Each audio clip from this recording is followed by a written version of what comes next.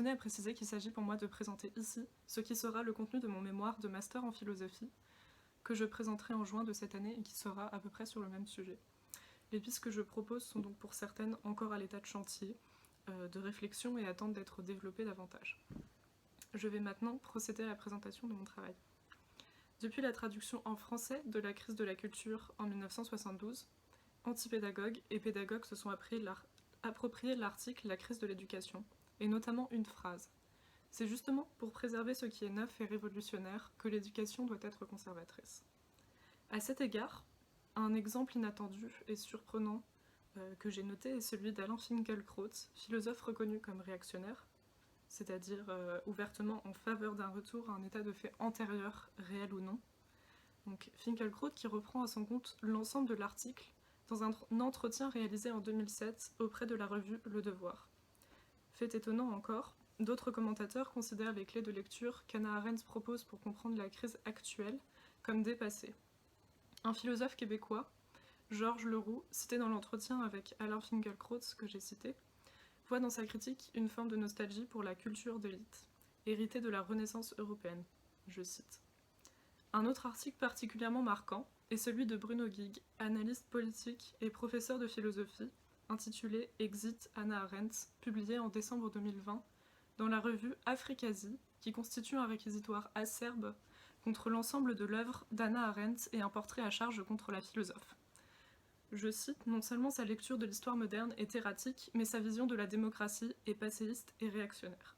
Ainsi, dans les critiques qui se prononcent et prennent parti quant au choix axiologique qui constituent les soubassements de son analyse politique du monde contemporain, ce sont trois accusations principales qui se dégagent de l'ensemble et que j'ai pu repérer.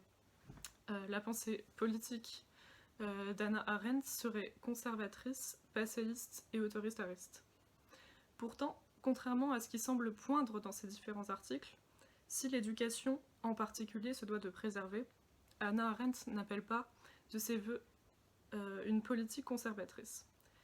L'école est en fait un conservatoire dont l'objectif n'est pas l'inertie du monde en commun, mais la transmission, par le biais de l'autorité du professeur, ainsi que le renouvellement respectueux de ce qui fut.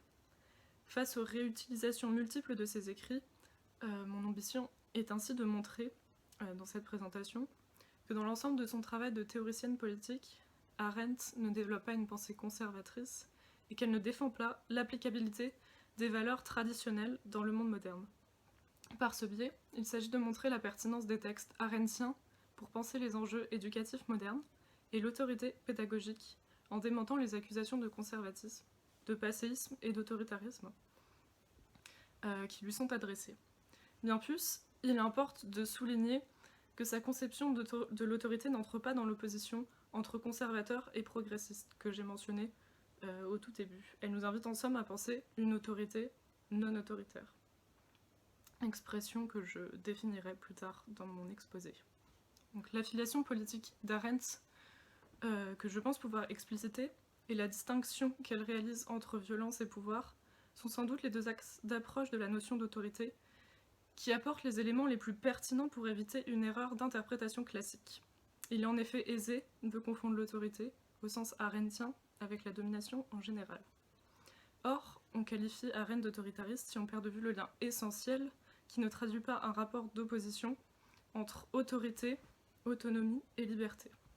Un lien qui fait de l'autorité la condition de possibilité de la transmission intergénérationnelle et de la liberté politique, ce que ne peut la domination.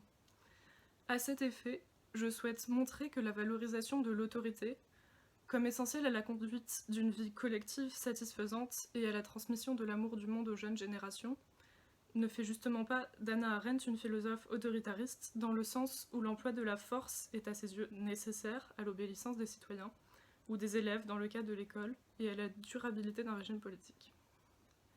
L'utilisation critique d'exemples tirés de l'Antiquité romaine, que j'exposerai, est grecque, et à la description de l'institution scolaire comme conservatoire ne font pas d'elle une philosophe passéiste et conservatrice, position que l'analyse de l'autorité pédagogique et des finalités éducatives nous permettent, à mes yeux, d'étayer.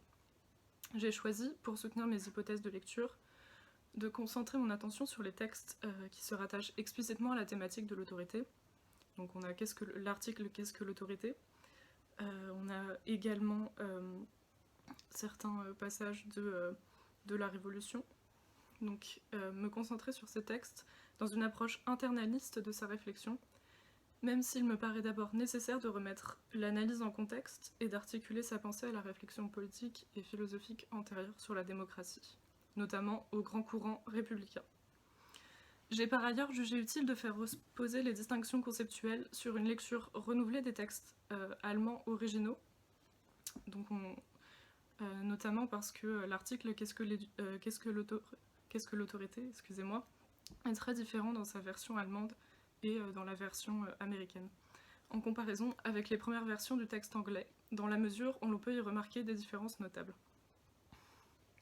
Je propose de débuter la réflexion dans le sens d'un questionnement sur les références et les affiliations politiques d'Hannah Arendt au prisme de la question de l'autorité. Il s'agit, en réinscrivant sa pensée dans le contexte intellectuel et idéologique qui est le sien, de démentir son passéisme, son conservatisme et son autoritarisme. Tout d'abord, il importe de noter que la réflexion politique d'Hannah Arendt sur l'autorité se construit à partir des écrits de Cicéron et des expériences politiques propres à la République romaine. Elle se réapproprie ces références à dessein, puisqu'il s'agit pour elle de proposer une réflexion en rupture nette avec la philosophie politique moderne, mais sans que cette appropriation soit un biais pour justifier un nécessaire retour en arrière, et donc soit le reflet d'un passéisme inhérent à la pensée d'Hannah Arendt. En effet, si le concept d'autorité qu'elle décrit dans Qu'est-ce que l'autorité, donc que l'on retrouve dans l'ouvrage La crise de la culture, plus précisément dans la 4e partie de cet article, donc ce concept d'autorité est spécifiquement romain. Il ne s'agit en aucun cas de prôner un retour en arrière et la mise en œuvre d'une telle forme d'autorité dans les sociétés contemporaines. L'autorité dont il est question, celle de tout ce qui se rattache à la fondation de l'Ours, la ville de Rome, commencement de l'histoire du peuple romain, tient à l'intrication étroite du droit religieux et du droit civil, qui sont tous les deux sacrés. Ils impliquent tous les deux un ensemble d'activités codifiées, donc la tradition, donc activités qui sont orientées vers la conservation mémorielle de la fondation de la cité romaine. Chaque décision du peuple se fait en vertu de l'autorité de la fondation, qui est institutionnellement représentée par le Sénat, qui valide ou invalide ses actions et stabilise ainsi la vie politique. Citons Hannah Arendt dans Qu'est-ce que l'autorité ? Elle dit ainsi que le Sénat, représentation dans l'autorité, de l'autorité dans la République, peut fonctionner, comme dit Plutarque dans Vie de Lycurgue, comme un point central, comme le lest dans un navire qui tient toujours les choses dans un juste équilibre. La fondation fait chaque fois figure d'obligation pour les générations futures qui prennent pour modèle les actions de celles qui les ont précédées. Dans cette description attentive de la République romaine, de son mode de fonctionnement et de ses institutions, Arendt souligne le caractère liant de cette autorité, mais sans défendre l'idée de la nécessité d'un retour en arrière dans le contexte contemporain. L'effritement d'une telle forme d'autorité dans le monde moderne, autorité qui transcende le pouvoir, l'autorise, de son étymologie auctoritas, donc l'autorité, celui qui autorise, et le consolide, ce qui nous invite à concevoir à nouveau frais le vivre ensemble dans le domaine politique, comme elle le constate à la fin de l'article. Donc, qu'est-ce que l'autorité ? Si la mention de ces inspirations romaines nous permet d'interroger la dimension passéiste de ces textes, elle est aussi un prétexte pour rattacher ces écrits politiques, en particulier ceux sur l'autorité, à une tradition de pensée démocratique et républicaine, afin d'invalider l'idée selon laquelle Arendt serait une autoritariste qui s'ignore. Généralement, nous pouvons définir l'autoritarisme par opposition à ce que prône l'idéal démocratique, en tant qu'un régime autoritaire ne reconnaît pas le principe de la souveraineté populaire. Le peuple est relativement impuissant face à l'action du souverain, dont il ne peut exiger qu'il rende des comptes et qu'il ne peut destituer. À la lumière de cette définition, on comprend ainsi que certains détracteurs d'Hannah Arendt entendent le terme d'autoritarisme dans le sens d'une valorisation excessive de l'autorité politique, comprise comme l'usage excessif de moyens coercitifs par le pouvoir souverain en place. Dans l'introduction, quand j'ai parlé d'autorité non autoritaire, l'adjectif renvoie à cette acception de l'autorité politique. C'est pourquoi, en lien avec cette première définition, je rappelle ici brièvement que le terme de démocratie désigne un type de régime politique dans lequel prévaut le principe de la souveraineté populaire. Le peuple est le seul détenteur légitime du pouvoir. L'héritage rousseauiste intègre durablement à cette définition le principe d'autodétermination. Le peuple se dicte à lui-même sa propre loi, définition à laquelle se greffe ensuite, à la suite de la Révolution française notamment, l'idéal de promotion et de défense universelle des droits de l'homme que l'on doit reconnaître à chaque être humain. De par son origine grecque, le démos, le peuple d'un régime démocratique, est en principe un ensemble de citoyens égaux en droit, indépendamment de leur inégalité sociale. En fonction du sens que prend le terme de république d'une époque à l'autre, l'extension de ce démos varie, d'une caste d'individus privilégiés, les hommes libres dans le cadre de la cité grecque, à l'ensemble des majeurs détenteurs de la nationalité de leur état de résidence. En lien avec cette deuxième observation, on peut dès à présent mettre en parallèle cette deuxième définition à celle de la République. La res publica, de son origine romaine antique, est à comprendre en opposition à la res privata. La res publica correspond à l'ensemble des biens de la cité, qui sont sacrés, n'appartiennent à personne en propre et sont nécessaires à la conduite de la vie politique. En Grèce antique, la res publica trouve son équivalent dans le koinon, le commun, par opposition à l'idion, le particulier. La politique y est reconnue comme un domaine à part entière de l'existence humaine. La vie politique est le seul moyen de transcender et de s'émanciper des exigences de la vie privée, de l'oikos, dont l'objectif central est la survie de la famille. La République romaine, comme les cités grecques, n'est pas pour autant une démocratie, puisque seuls les hommes libres participent aux affaires publiques et que la richesse joue un rôle discriminant dans l'accès à certaines responsabilités. Dans le cadre de la République romaine, et les écrits de Cicéron l'attestent, le pouvoir est censé s'exercer dans l'intérêt du peuple. Il est détenu par les magistrats et le Sénat, comme en Grèce antique. L'ensemble des citoyens ne prend pas directement en charge les affaires publiques, et l'organisation du régime, elle obéit davantage à une logique censitaire qu'à une logique démocratique. En ce qui concerne les sociétés contemporaines, il est entendu aujourd'hui que la République désigne une société politiquement organisée, dont les lois visent le bien commun et non le bien d'un groupe ou d'un seul individu. Mais dans la conception rousseauiste, un régime est une république à partir du moment où l'État est régi par des lois issues de la volonté générale d'un peuple qui se constitue lui-même comme tel, quelle qu'en soit d'ailleurs l'administration. La loi orientée en direction de l'intérêt général s'oppose au principe de l'arbitraire. Si c'est le peuple qui est souverain, le gouvernement doit être délégué à un individu ou à un corps qui se contente de jouer le rôle d'exécutant de la volonté générale. La légitimité du gouvernement relativement à ces lois est constitutive du caractère républicain du régime. La démocratie, donc tout autant que la monarchie, théoriquement, mais dans les faits elle est bien souvent soumise au règne de l'arbitraire, donc la monarchie ainsi que l'aristocratie, peuvent être un régime républicain, mais dans ce cas précis, la démocratie est en souveraineté directe.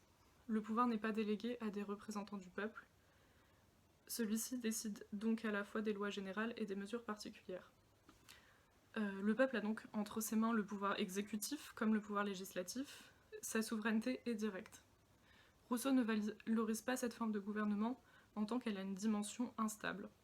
C'est celui qui fait la loi sait mieux que personne comment elle doit être exécutée et interprétée. Du point de vue de Rousseau, il n'est pas bon que celui qui fait les lois les exécute. Je cite ici, et la démocratie n'est pour lui adaptée qu'à des États de petite taille. Pourtant, avec la proclamation de la République en France en 1792, le mot de République change de sens pour devenir l'opposé du régime monarchique. La République désigne à présent un régime politique dans lequel le pouvoir n'est pas héréditaire, mais se voit exercé par les représentants d'une partie ou de la population prise dans son ensemble. Ainsi, la légitimité du souverain n'est plus divine, mais populaire. La République est de fait historiquement associée à la démocratie comme principe de gouvernement. Si on en revient maintenant à la prise en compte de manière globale des textes politiques d'Hannah Arendt, il apparaît donc de manière flagrante qu'elle défend une conception républicaine et démocratique du politique. Arendt considère que la participation à la vie politique est un moyen pour tout citoyen de se réaliser pleinement en tant qu'être humain.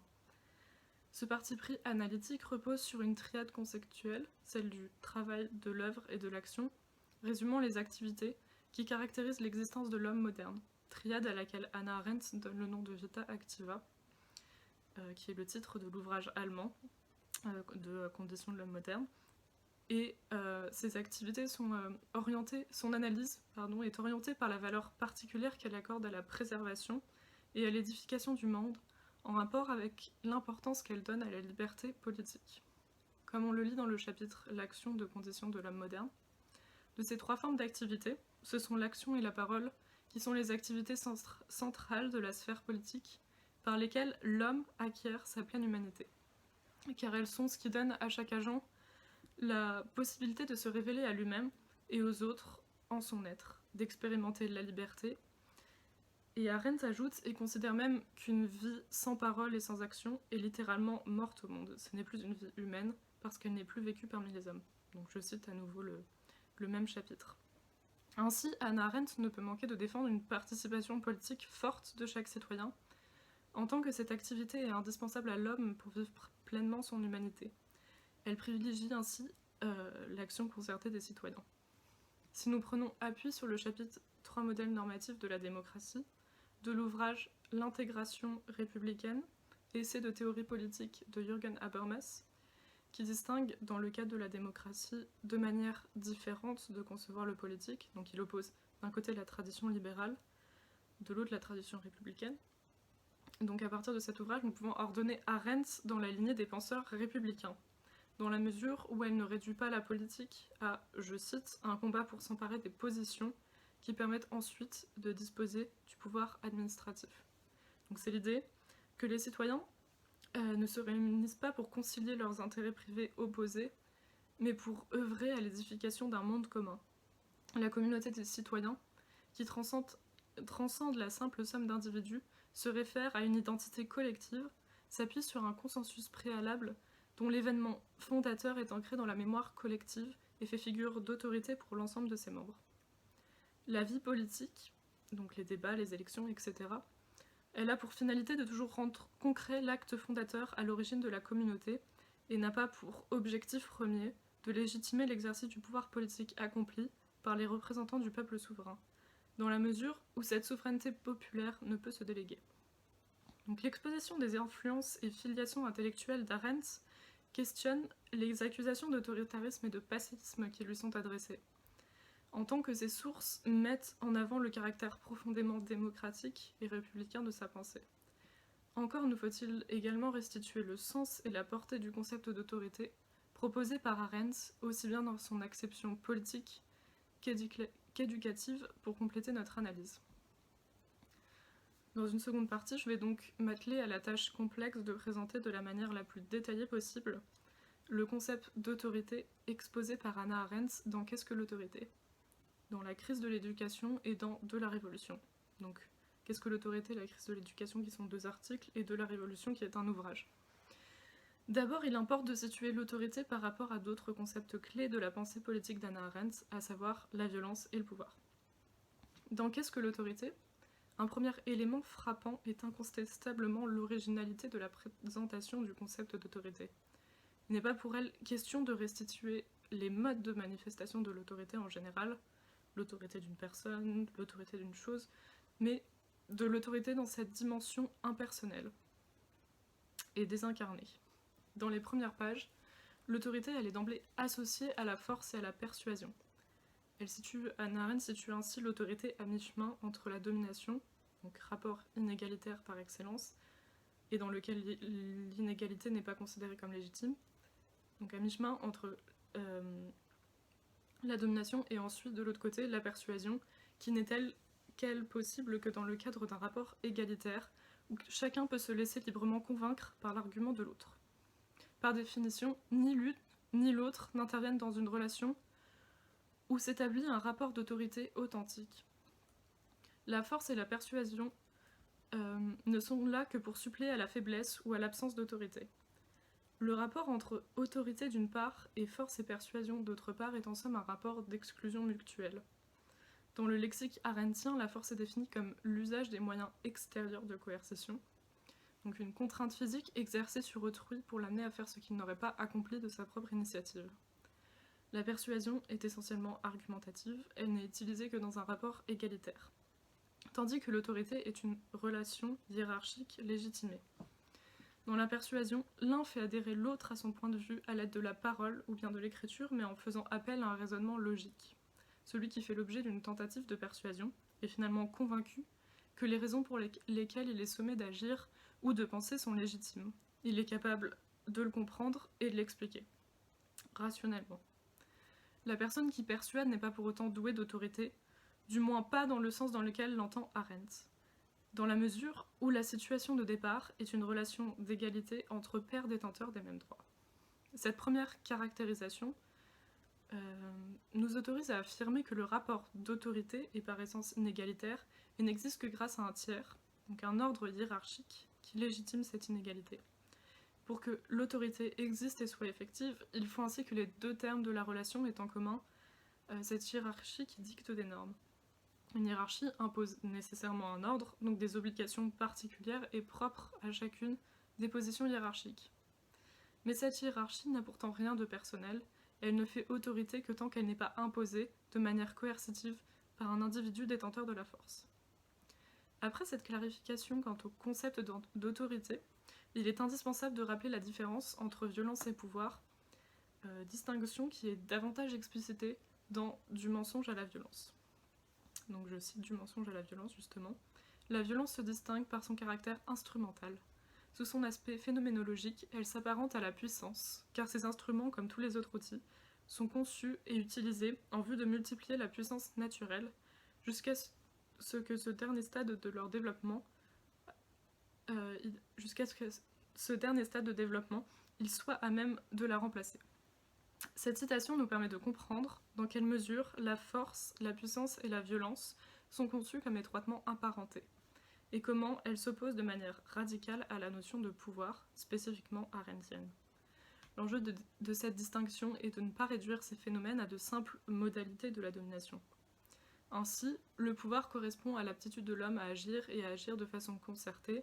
Le pouvoir n'est jamais une propriété individuelle, il appartient à un groupe et continue à lui appartenir aussi longtemps que ce groupe n'est pas divisé. Je cite à nouveau. Le pouvoir a pour caractéristique première de ne pas être instrumental. C'est dire qu'une personne seule est par essence impuissante et que le pouvoir ne peut être que relationnel.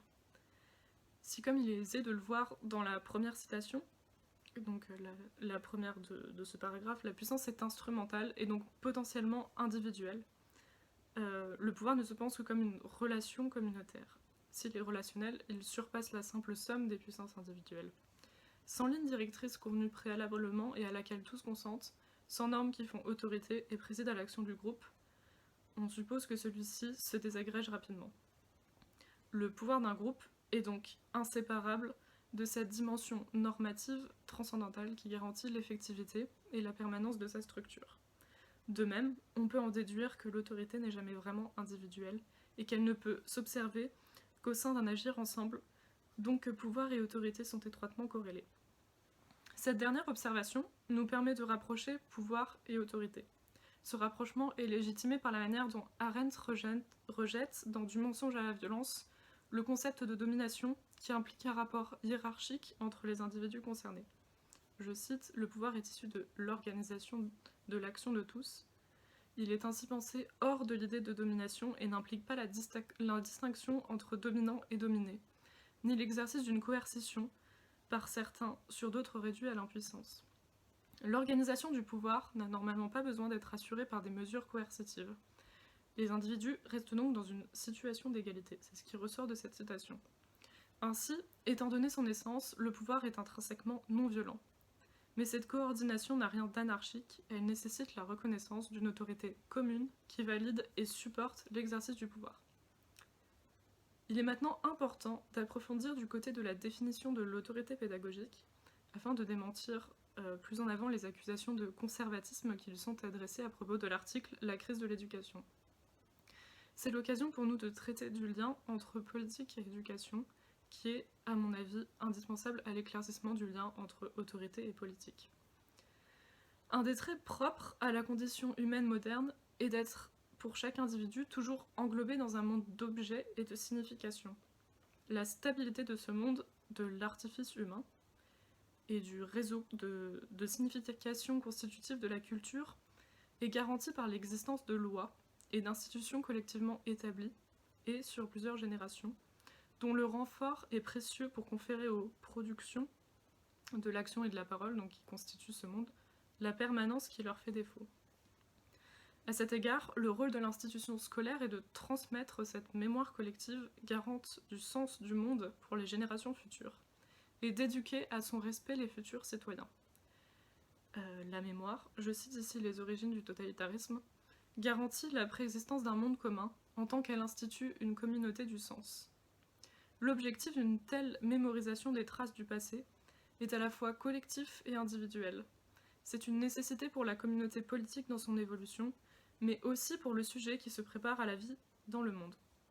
En effet, en les introduisant à une culture commune, l'école inculque aux enfants des valeurs et un patrimoine commun constitutif d'un sens commun, d'inspiration kantienne, bien évidemment, grâce auquel le futur citoyen est apte au jugement politique, jugement dans lequel autrui est toujours déjà impliqué. Donc grâce à ce sens commun. Ce jugement rend lui-même possible l'action collective concertée en vue d'une finalité commune. Donc, elle rend possible le discernement vis-à-vis de cette finalité commune.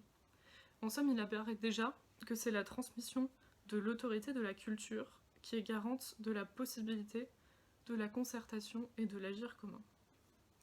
Cette mémoire dont il est question et qui fait autorité a pour caractéristique d'être impersonnelle, en tant qu'on ne peut ramener tout ce qui la constitue à un ensemble défini d'instigateurs et d'auteurs, ce qui implique logiquement que la responsabilité de et pour cette culture est collective. Et pour que cette culture commune soit préservée et transmise comme telle, encore faut-il cependant éduquer les enfants au respect de cette autorité impersonnelle.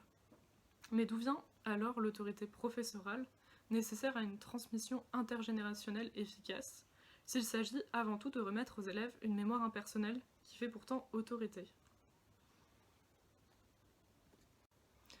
Dans l'article La crise de l'éducation, Hannah Arendt associe d'emblée autorité éducative et responsabilité pour le monde.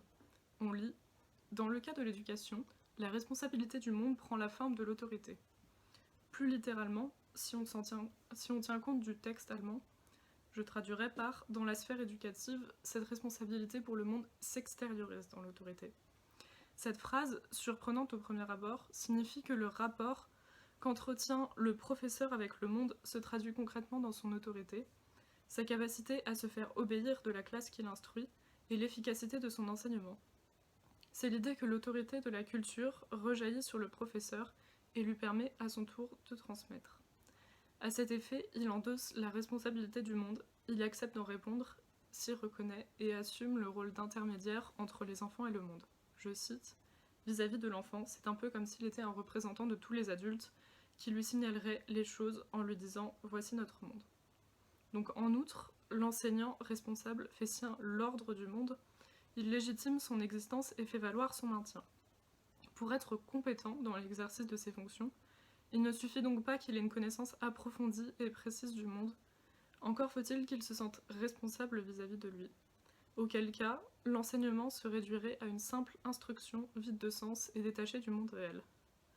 L'adulte se fait porte-parole d'une culture et d'un passé dont il n'est pas de facto l'auteur, mais dont il est de jure responsable au sein de l'institution scolaire.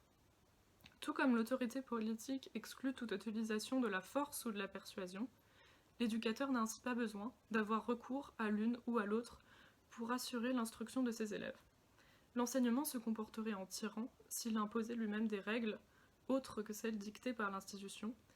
Il ne susciterait pas du respect, mais uniquement de la crainte.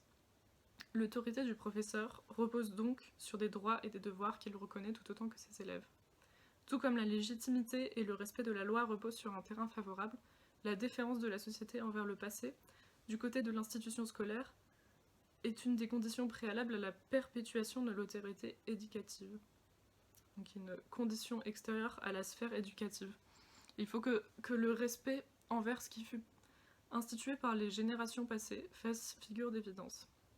Au travers du professeur, en tant qu'il est le représentant du monde, donc aussi de son ancienneté, on respecte ainsi le passé comme modèle, ce qui nous permet d'affirmer que l'autorité professorale est une autorité dérivée par rapport à l'autorité politique. Elle s'appuie sur l'acquis, qui est l'autorité du monde et du passé, autorité sur laquelle se construit la communauté politique. En somme, pour reprendre la distinction romaine entre potestas et auctoritas, l'enseignant est dépositaire d'une potestas, le pouvoir qu'il acquiert du fait de sa fonction, mais n'a pas pour lui-même l'auctoritas. Cependant, il est nécessaire de le préciser pour ne pas faire de la position d'Hannah Arendt vis-à-vis de la culture une position conservatrice, qu'éduquer au passé, une tâche au cœur de la mission éducative, ne veut pas dire transmettre un contenu de savoir inerte. Au regard de la définition du monde proposée dans la crise de l'éducation, une des caractéristiques principales de ce monde, constitué par les œuvres et les institutions, est d'être un environnement commun, caractérisé par son ancienneté. Les objets du monde durable font toujours figure d'antériorité vis-à-vis de la nouveauté. L'acquisition d'une connaissance adéquate du monde et la prise en charge de sa responsabilité se font donc toujours par le biais d'une saisie critique de son passé. Si l'ancien est ce qui précède le temps présent, mais aussi ce qui le détermine et le conditionne, nous ne pouvons vivre sans chercher à comprendre et à nous approprier ce temps passé. Mais comme nous l'avons justifié précédemment, l'attitude adéquate vis-à-vis du passé n'est pas une posture de déférence. Il est bien sûr indispensable de se sentir interpellé par ceux qui sont à l'origine du monde présent, sans qu'ils deviennent pour autant des modèles à imiter absolument. La question est plutôt de constituer une mémoire collective qui se transmet de génération en génération, garante du monde pour les générations futures. Cette mémoire constitue un répertoire d'actions et de concepts qui conduisent toute nouvelle action novatrice. Elle n'est donc pas passive. En ce sens, on peut affirmer que l'école est gardienne du sens d'un monde toujours déjà ancien, dont la valeur pour les générations futures est telle qu'il fait autorité. Ainsi, il est aussi difficile d'affirmer que la définition qu'Arendt propose de l'autorité entre en contradiction avec les principes d'autonomie et de liberté, de l'action comme de la pensée. Le mot autonomie, de son origine grecque, renvoie au fait de se donner à soi-même sa propre loi. On retrouve ici notre définition de la démocratie et le principe d'autodétermination du peuple qui la soutient. Donc, un peuple qui se donne à lui-même sa propre loi est autonome et libre. Or, l'autorité arendtienne implique une forme d'obéissance qui n'a rien à voir avec la domination et qui s'en réfère à un monde commun et co-constitué qui consolide la communauté politique et donc à l'existence de la liberté politique, qui est entendue comme pouvoir de commencer. Si celle-ci s'autodétermine, l'autonomie individuelle ne disparaît pas non plus, puisque l'autodétermination du peuple implique de prendre en compte tout à chacun dans la constitution du projet collectif. Hannah Arendt le dit en ces termes dans l'article allemand de Qu'est-ce que l'autorité ? L'autorité et la liberté ne sont en aucun cas contradictoires et la perte de l'autorité ne correspond pas automatiquement à un gain de liberté. En conclusion, que ce soit dans le cadre d'une réflexion politique ou sur l'éducation, Hannah Arendt nous donne ici à penser une autorité qui permet de ne pas être autoritaire, donc de ne pas faire usage de la force sous toutes ses formes. Vis-à-vis de l'éducation, on note que l'originalité de sa position et que par rapport à la question de l'autorité éducative, elle ne cherche en aucun cas à élaborer une pensée pédagogique indiquant un protocole à suivre, mais propose une réflexion politique sur le rôle et la nature de l'éducation, d'où la pertinence de ses travaux pour analyser et comprendre la crise de l'autorité politique et pédagogique que connaissent actuellement bon nombre de sociétés modernes. Je vous remercie.